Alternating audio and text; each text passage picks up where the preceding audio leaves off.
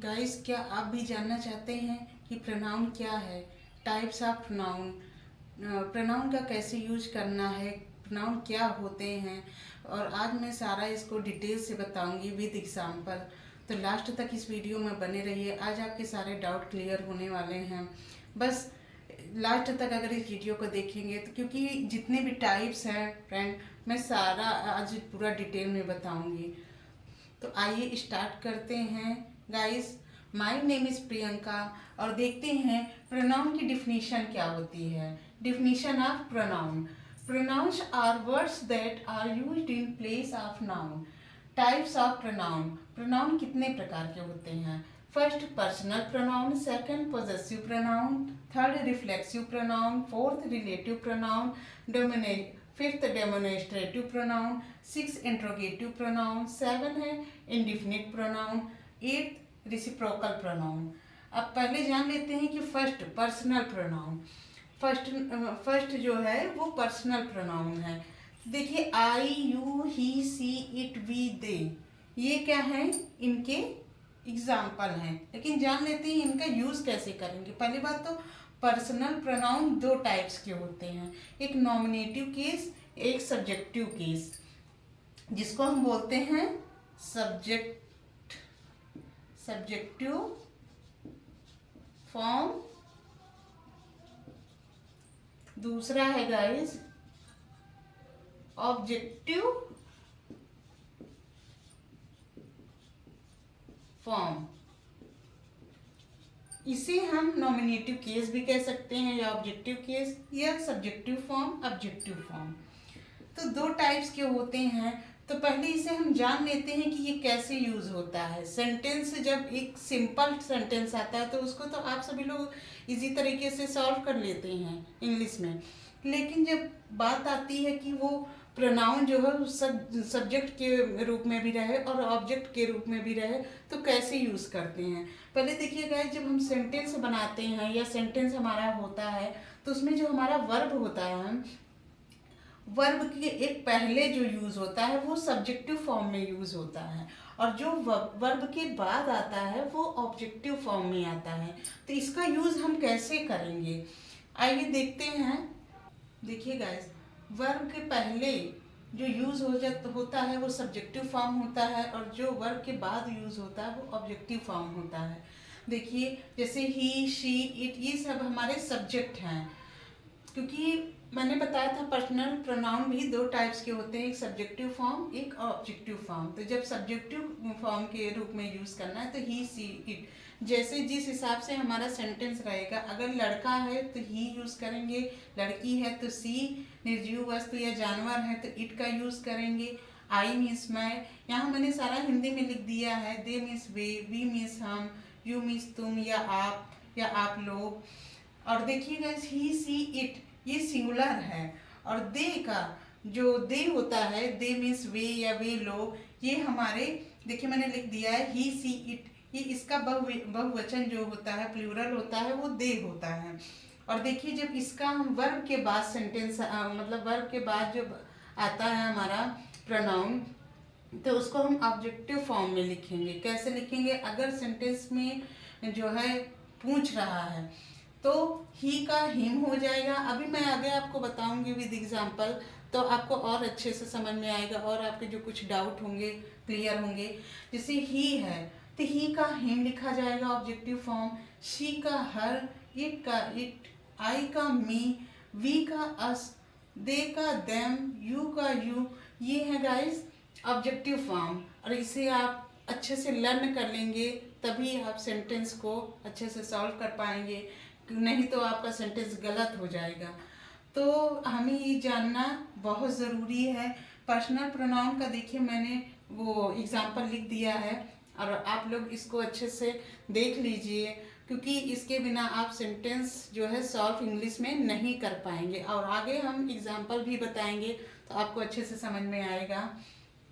अब देखिए फ्रेंड आप लोग कि यहाँ पे वर्ब बताया मैंने कि दो फॉर्म में यूज होता है, एक कर्ता के रूप में और एक कर्म के रूप में। ऑब्जेक्टिव फॉर्म जो है कर्म के रूप में यूज होता है। अब जो कर्ता के रूप में सब्जेक्टिव फॉर्म का सेंटेंस है, ही इज अ डॉक्टर, वह एक डॉक्टर है। तो यहाँ पे देखिए सिर्फ ही मतलब सब्जेक्टिव रूप में आया है, सब्जेक्टिव फॉर्म में।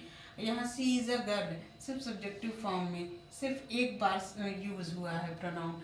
और यहाँ पे देखिए ऑब्जेक्टिव फॉर्म में भी आ जाता है, तो कैसे सेंटेंस बनता है, I spoke to him yesterday, मैंने कल उससे बात की। यहाँ देखिए मैंने कल उससे बात की। यहाँ पे देखिए आई भी जो है आई भी देखिए यहाँ सब्जेक्टिव फॉर्म में आ गया है, और हिम जो है देखिए गाइस प्रोनाउन दोनों है यहाँ पे। पर्सनल प्रोनाउन जो है या प्रोनाउन देखिए आपने मैंने आगे पहले ही बता दिया था कि जो है यूज होगा दो फॉर्म में यूज होगा। तो यहाँ पे देखिए उसी टाइप का सेंटेंस मैंने लिया है कि I spoke to him yesterday. आप लोग खुद देख रहे हैं यहाँ आई जो है वो सब्जेक्ट के रूप में यूज हुआ है, और हिम वो उसको हम ऑब्जेक्ट के यूज फॉर्म में यूज करेंगे। अगर हम यहाँ आई लिख दिए हैं, यहाँ भी अगर जैसे मैंने कल उससे बात की, तो उससे की ऑब्जेक्ट जो उससे मतलब ही का जो ऑब्जेक्टिव फॉर्म होगा वो ही मतलब सॉरी उससे बात की, उससे की इंग्लिश होगी ही। और ही की अगर हम ही भी यहाँ ऑब्जेक्टिव फॉर्म में भी अगर ही लिख देते हैं तो ये हमारा सेंटेंस गलत हो जाएगा। यहाँ जब वर्ब के मैंने ये देखिए बताया ना कि वर्ब के बाद जो आता है उसको हमेशा ऑब्जेक्टिव फॉर्म में लिखते हैं। तो मैंने लिखा भी चार्ट में मैंने किया है, लिखा है, उसको आप लोग देख लीजिएगा। तो ही का जो है ऑब्जेक्टिव फॉर्म हिम हो जाएगा। तो इसलिए देखिए यहाँ सेंटेंस बना I spoke to him yesterday. देखिए गाइस अब दूसरा सेंटेंस देखिए, the gift is for you. यहाँ ये नॉन लिविंग थिंग्स है गिफ्ट, तो यहाँ पे यह गिफ्ट आपके लिए है। यहाँ देखिए आपके लिए है, यू हमारा ऑब्जेक्टिव फॉर्म में यूज होगा। अगर इसे हम पहले कर देते हैं तो ये गलत हो जाएगा। अब हम इस सेंटेंस को ऐसे भी बना सकते हैं, it is gift for you, ऐसा भी कर सकते हैं। लेकिन मैंने जो है द इसलिए लगाया कि पर्टिकुलर एक गिफ्ट की बात हो रही है, इस गिफ्ट की बात हो रही है, तो इसलिए मैंने यहाँ the gift is for you. तो यहाँ ऑब्जेक्टिव फॉर्म में यू यूज होगा। तो क्योंकि यू का जो ऑब्जेक्टिव फॉर्म होता है वो यू ही होता है। आप लोग देख लीजिएगा इसको जो है। बाकी इस तरह से अगर आप देखेंगे तो इजीली आप सेंटेंस को सॉल्व कर सकते हैं, बना सकते हैं। तो अब गाइस अब दूसरा हम जो है प्रोनाउन की दूसरे प्रोनाउन की बात करेंगे। दूसरा हमारा सेकंड प्रोनाउन कौन सा है, पोजेसिव प्रोनाउन। आइए पोजेसिव प्रोनाउन के बारे में देखते हैं कि उसका क्या है। उसे भी हम विद एग्जांपल ही देखेंगे क्योंकि आपके डाउट धीरे धीरे ऐसे ही क्लियर होंगे। डायरेक्ट ऐसे समझने में थोड़ा सा प्रॉब्लम होती है, अगर हम उसका एग्जांपल देख लेते हैं सेंटेंस के माध्यम से तो थोड़ा सा हमें आ जाता है आसानी से। अब देखिए गाइस सेकंड है पोजेसिव प्रोनाउन। पोजेसिव प्रोनाउन का देखिए क्या है possessive pronoun, mine, yours, his, hers, its, our, theirs, sorry mine, yours, his, hers, its, ours, theirs, ये हैं हमारे पोजेसिव प्रोनाउन। अब इसका सेंटेंस के माध्यम से आइए देखते हैं। दिस बुक इज माइन, मतलब यह बुक मेरी है। यहाँ पे देखिए पोजेसिव प्रोनाउन यहाँ यूज हुआ है। कहने का मतलब पोजेसिव प्रोनाउन क्या है, उसके जो एग्जाम्पल हैं वो हम अगर लर्न कर लेंगे तो सेंटेंस आसानी से बना सकते हैं। देखिए mine, yours, his, hers, its, our, theirs, इसको अगर आप अच्छे से तैयार कर लेते हैं सेंटेंस भी बना सकते हैं। यहाँ देखिए द जैकेट इज हिज, मतलब वह जैकेट उसकी है। तो वह जैकेट यहाँ पे देखिए मैंने बताया था सब्जेक्टिव ऑब्जेक्टिव वही है सेंटेंस में। सब्जेक्टिव के रूप में दैट आया है और जैकेट इज हिज ये ऑब्जेक्टिव है। तो यह जैकेट उसकी है। ये हो गया गाइस पोजेसिव प्रोनाउन। अब आइए देखते हैं थर्ड जो है रिफ्लेक्सिव प्रोनाउन। रिफ्लेक्सिव प्रोनाउन क्या है, रिफ्लेक्सिव प्रोनाउन मतलब अपने लिए या स्वयं के लिए या खुद के लिए यूज किया जाता है, वो होता है रिफ्लेक्सिव प्रोनाउन। जैसे myself, yourself, yourself, yourselves दोनों हो सकते हैं। बस सेंटेंस पे डिपेंड करता है। अगर प्लूरल है तो हम वहाँ योरसेल्फ का यूज़ करेंगे। अगर जो है सिंगुलर में दिया गया है सेंटेंस तो योरसेल्फ यूज़ करेंगे। यहाँ देखिए himself, herself, itself, ourself, themselves. तो इसको आप तैयार कर लेते हैं तो सेंटेंस इजी तरीके से बना सकते हैं, क्योंकि मेन यही है गाइस रिफ्लेक्सिव प्रोनाउन। अब देखिए सेंटेंस यहाँ पे we built the house ourselves, मतलब हमने यह घर खुद बनाया है। तो यहाँ पे देखिए मैंने बताया ना रिफ्लेक्सिव मतलब कि अपने लिए या खुद के लिए, स्वयं के लिए जब होता है काम तो वो रिफ्लेक्सिव प्रोनाउन होता है। तो यहाँ हमने यह घर खुद बनाया है। देखिए we build the house ourself, यहाँ बात कर रहा है कि खुद बनाया है, उसने स्वयं बनाया है। तो we build the house ourself, यानी यह घर उसने खुद बनाया है। अब सेकंड देखिए गाइस कि I made the cake my self, मतलब मैंने केक खुद बनाया। तो यहाँ पे देखिए आई भी जो है सब्जेक्टिव है और ये ऑब्जेक्टिव फॉर्म है। तो ये माई सेल्फ यहाँ लगा हुआ है तो ये क्या हो गया है रिफ्लेक्सिव प्रोनाउन।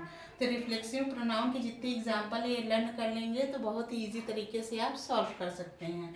अब फोर्थ देखिए क्या है guys, relative pronoun. Relative pronoun के नाम से ही देखिए पता चल रहा है रिलेटिव मतलब रिलेट करता है, ये रिलेशन बनाता है, समझिए जो है सेंटेंस को जोड़ता है आपस में। तो रिलेटिव प्रोनाउन कौन से होते हैं, हु, हुम, हुज, व्हिच, व्हाट। यहाँ पे इसका मतलब इसका अर्थ हो जाएगा जो, सेंटेंस में जो आता है तो सेंटेंस आपस में जुड़ते हैं। यहाँ सेंटेंस देखिए call the man who called you, मतलब कि उस आदमी को बुलाओ जिसे कल मैंने फोन किया था। यहाँ पे देखिए उस आदमी को बुलाओ जिसे मैंने कल फोन किया था, यहाँ पे जिसे आया तब ये दूसरा सेंटेंस बन गया। ये यहाँ पे दो सेंटेंस मिल गए तो ये सेंटेंस जोड़ने का काम करता है, जो वो होता है रिलेटिव प्रोनाउन। अब फिफ्थ देखिए क्या है guys, demonstrative pronoun. This, that, these, those. ये तो आप जानते हैं दिस दैट सिंगुलर के लिए लगता है और प्लूरल के लिए दीज और दोज लगता है।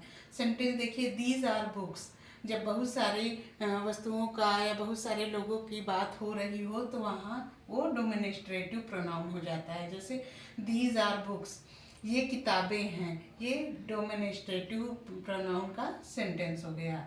6 देखिए गाइस, इंट्रोगेटिव प्रोनाउन। ये क्या होता है, हु, हुम, हुज, व्हिच, व्हाट।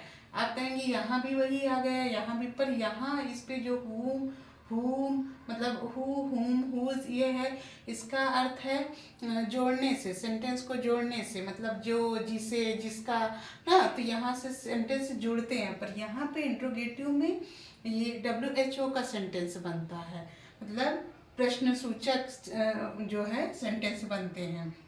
जैसे देखिए सेंटेंस यहाँ पे वेयर आर यू गोइंग, तुम कहाँ जा रहे हो।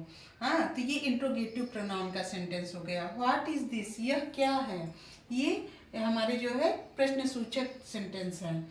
तो ये इंट्रोगेटिव में और इसमें यही डिफरेंट है, इसमें ध्यान देना कि ये रिलेट करता है, मतलब सेंटेंसों को जोड़ता है, और ये इंट्रोगेटिव है मतलब प्रश्नसूचक चिन्ह है, जहाँ पे क्या मतलब व्हाट, व्हिच, हु ये सब आ जाए, ये हमारा जो है प्रश्नसूचक सेंटेंस है। तो ये इंट्रोगेटिव प्रोनाउन है।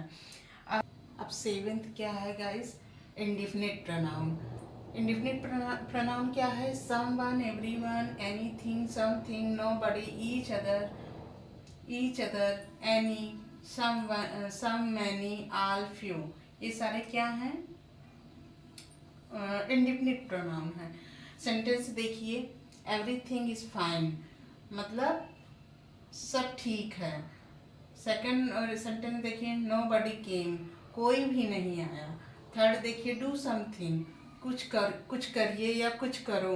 ये मतलब ये सारे रिलेटेड, ये देखिए इसका मैंने एग्जांपल जो है लिख दिया है इंडेफिनिट प्रोनाउन के, कि ये जितने भी लिखे हुए हैं मैंने, अगर ये सेंटेंस में आता है तो हम कैसे जानेंगे कि कौन सा प्रोनाउन है, क्योंकि जब सेंटेंस में लिखा रहेगा तो अगर ये हमें तैयार है, कहने का मतलब ये आप सभी लोग को तैयार है, तो इंडेफिनिट प्रोनाउन आप इजीली सेंटेंस में समझ सकते हैं कि कौन सा ये प्रोनाउन है। अभी अब 8th देखिए गाइस, रिसिप्रोकल प्रोनाउन मतलब ईच अदर वन अनदर, मतलब जब एक दूसरे की बात हो रही हो यहाँ कि एक दूसरे के साथ खेल रहे हैं, एक दूसरे के साथ पढ़ रहे हैं, तो वहाँ पे हम इसका यूज़ करेंगे, मतलब each other one another. Sentence देखिए, वी हेल्प ईच अदर, हम एक दूसरे की मदद करते हैं, तो ये रिसिप्रोकल प्रोनाउन है। अब देखिए वन अनदर का मैंने एक सेंटेंस बनाया है, the children were playing with one another, यहाँ बच्चे एक दूसरे के साथ खेल रहे हैं। तो यहाँ बच्चे खेल रहे हैं, तो यहाँ एक दो से ज़्यादा भी बच्चे हैं, मतलब यहाँ कई बच्चे हैं। जब एक दो से ज़्यादा लोगों की बात हो रही हो तो वहाँ वन अनदर का यूज़ होगा। तो गाइज ये है रिसिप्रोकल प्रोनाउन। आई होप आपको ये वीडियो समझ में आया हो, ये टॉपिक समझ में आया हो, और आपकी सारे आज अगर डाउट क्लियर हो गए हों गाइस, तो कमेंट करके ज़रूर बताइएगा। और ये वीडियो आपको अच्छा लगा हो तो वीडियो को लाइक करें, चैनल को सब्सक्राइब करें, और मिलते हैं अगले नेक्स्ट वीडियो में। तब तक के लिए बाय बाय।